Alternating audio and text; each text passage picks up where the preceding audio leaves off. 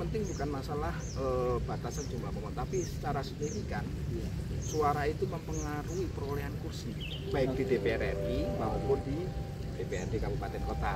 Ya kalau tidak nanti capek-capek memohonkan suara ngerasa dicurangi tapi tidak mempengaruhi perolehan kursi, nah ya kan buat apa?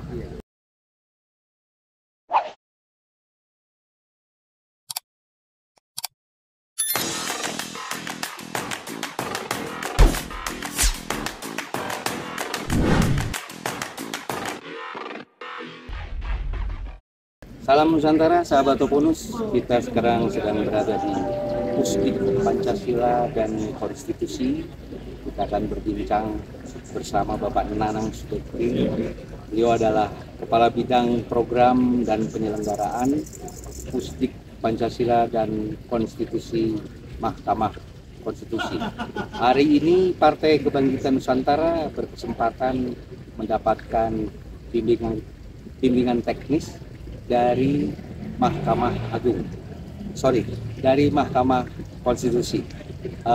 Untuk perbincangan selanjutnya kita akan sedikit berkomunikasi dengan Pak Nanang. Pak Nanang, apa kabar? Baik, Terima kasih luar biasa sudah memberikan kepada Partai Kebangkitan Nusantara ini, Pak, untuk kita boleh belajar, Pak.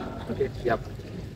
Pak Nanang, maksud dan tujuan Mahkamah Konstitusi ini memberikan sebuah pengetahuan yang luar biasa. Banyak sekali mungkin yang belum tahu tata cara gugatan pemilu ya Bapak ya, sengketa pemilu ya Pak.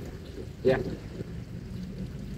Jadi memang Mahkamah Konstitusi melalui Pusat Pendidikan Pancasila dan Konstitusi ini itu menyelenggarakan di tahun ini khusus menyelenggarakan BIMTEK mengenai perselisihan hasil pemilihan umum itu dalam rangka untuk bagaimana sih stakeholder pemilu, terutama partai politik yang tentunya nanti kalau tidak menjadi pemohon ataupun pihak terkait dalam perselisihan hasil pemilihan umum itu diberikan pemahaman mengenai hukum acara perselisihan hasil pemilihan umum tahun 2024. Jadi ini rutin kami selenggarakan setiap agenda pemilihan umum. Setiap agenda pemilihan umum kami selenggarakan kepada seluruh partai politik peserta pemilu baik nasional maupun partai politik lokal Aceh. Dan juga kami selenggarakan untuk para penyelenggara pemilu baik KPU maupun Bawaslu, dan begitu juga kami selenggarakan buat para advokat.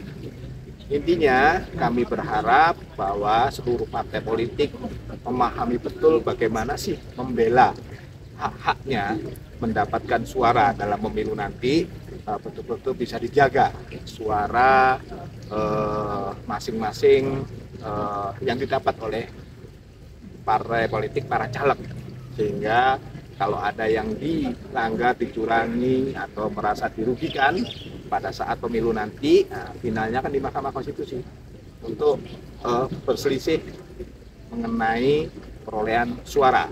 Nah itu diharapkan dengan seluruh partai politik, seluruh komponen partai politik itu memahami itu, nanti dapat memperlancar persidangan di Mahkamah Konstitusi. Karena sebagai kita ketahuilah bahwa perselisihan hasil pemilihan umum di Mahkamah Konstitusi itu sifatnya sepele trial. Kita hanya dikasih waktu 30 hari kerja untuk menangani itu, sehingga dibutuhkanlah supaya para pihak yang berselisih ini secara keseluruhan memahami betul hukum acaranya sehingga persidangan dapat berjalan lancar tentunya. Baik, Pak Nanang, kalau melihat tahun 2019 kemarin, berapa jumlah permohonan sengketa pemilu? Kalau permohonan keseluruhan kalau dihitung dari permohonan setiap dapil, dan ini sekitar kurang lebih 256 permohonan yang harus selesai dalam 30 hari. Dalam 30 hari. Luar biasa ini Betul. Mahkamah Konstitusi ini. Menjaga konstitusi kita tidak mudah ya Pak ya. Kemudian sejauh ini dari data 2019 berapa persen yang permohonan yang dikabulkan Pak?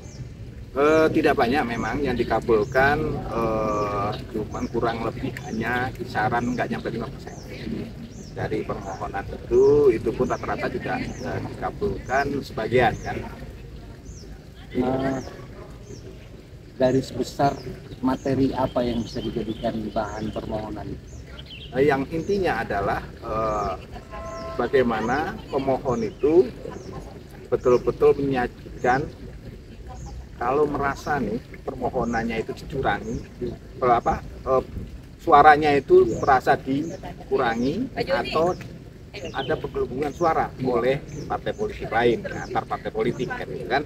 Nah itu harus didukung oleh bukti-bukti yang betul-betul Ada konkret lah. batasan jumlah suara yang bisa dimohonkan Pak, misalnya di bawah 1.000 atau? Yang paling penting bukan masalah batasan jumlah pemohon, tapi secara signifikan Iya. suara itu mempengaruhi perolehan kursi baik di DPR RI maupun di DPRD Kabupaten Kota. Ya kalau tidak nanti capek-capek memohonkan suara ngerasa dicurangi tapi Iya. tidak mempengaruhi perolehan kursi, nah ya kan buat apa? Iya. Gitu kan. Itulah ada gunanya diadakan BIMTEK ini, Betul. supaya secara rigid partai pemilu bisa memahami Pahami sebelum betul mengajukan. bagaimana sih mengajukan, bagaimana bukti yang baik, bagaimana menyusun bukti, gitu kan, dan sebagainya lah, intinya supaya betul-betul kalau memang hak suara, hak konstitusional masing-masing caleg gitu kan, Iya, itu ada ada yang yang hilang. hilang, itu bisa Upayakan diupayakan, diminta kembalilah hak konstitusional. rencana kita kembali ke kegiatan ini Pak Nanang. Rencana berapa hari ini dilaksanakan? Kita laksanakan ini 3 hari 4 malam ya. 4 hari 3 malam maksudnya.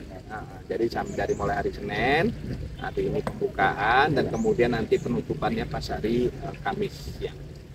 Baik, terima kasih sudah lengkap sekali mewakili sahabat Partai Kebangkitan Nusantara Utara. Terima kasih mengaturkan kepada Mahkamah Konstitusi yang telah memberikan banyak ilmu nantinya 3 hari ke Kami depannya, juga terima kasih Partai Kebangkitan Nusantara berkenan untuk hadir di Pusdik ini untuk bersama-sama menjaga supaya demokrasi kita ini tetap dalam koridor konstitusi. Jadi betul-betul demokrasi kita berjalan dengan baik. Terima kasih sekali lagi buat Partai Kebangkitan Nusantara. Mudah-mudahan sukses di pemilu tahun 2024. Amin, amin. Terima kasih Pak Nanang. Sama-sama. Terima kasih. Ya. Sahabat Opponus, transparansi informasi bagian dari edukasi. Salam Nusantara.